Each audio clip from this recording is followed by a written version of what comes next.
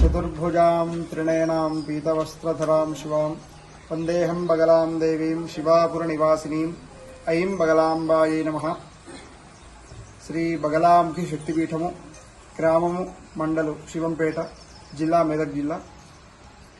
అమ్మవారు ఇక్కడ వెలిసి సంవత్సరం అయింది. మొన్ననే వార్షికోత్సవం చేసుకున్నాము.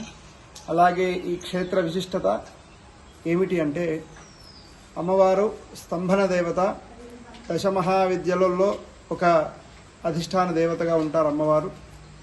ఈ అమ్మవారి యొక్క శక్తిపీఠము ఇక్కడ కావడానికి ముఖ్య కారకులు శాస్త్రుల వెంకటేశ్వర శర్మ గారు.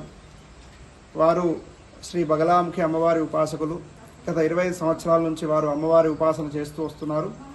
ఆ అమ్మవారి యొక్క అనుగ్రహం చేతనే వారి యొక్క వృత్తిలో ఎటువంటి ఇబ్బందులు లేకుండా ఉన్నతమైనటువంటి పదవులలో వారు పనిచేసి రిటైర్డ్ అవ్వడం జరిగింది.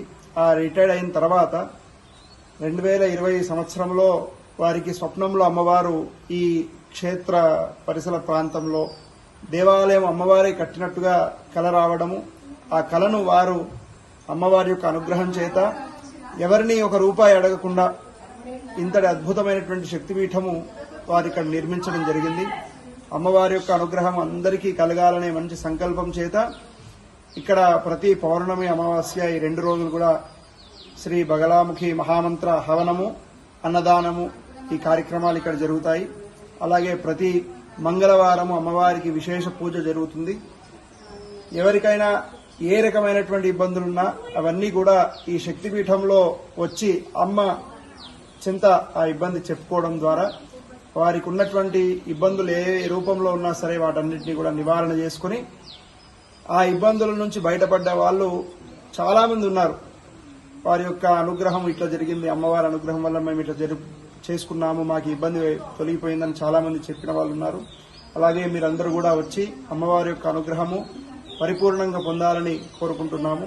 అలాగే ఇట్లాంటి శక్తిపీఠము బగలాముఖి అమ్మవారి దేవాలయము మరెక్కడా లేదు. ప్రపంచంలో ఇది మొట్టమొదటి శక్తిపీఠము.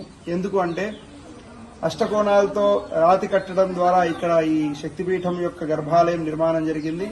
అదేవిధంగా అమ్మవారు ఒక పసుపు కందకంలో ఆవిర్భవించినట్టుగా ఇక్కడ కూడా అమ్మవారి యొక్క గర్భాలయం చుట్టూ పసుపు కందకం పెట్టడము, అలాగే అమ్మవారి కింద స్వర్ణయంత్ర ప్రతిష్ఠ చేయడం జరిగింది.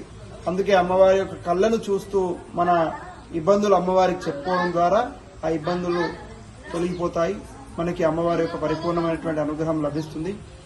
అలాగే ఈ దేవాలయం ఉదయం 7 నుండి 12 గంటల వరకు, మళ్ళీ సాయంత్రము 6 నుండి 8 గంటల వరకు ఉంటుంది సమయ వేళలు. తప్పకుండా మీరందరూ వచ్చి అమ్మవారి యొక్క అనుగ్రహం పొందాలని ఆశీస్సులు అందిస్తున్నాము. ఐం బగలాంబాయి నమః.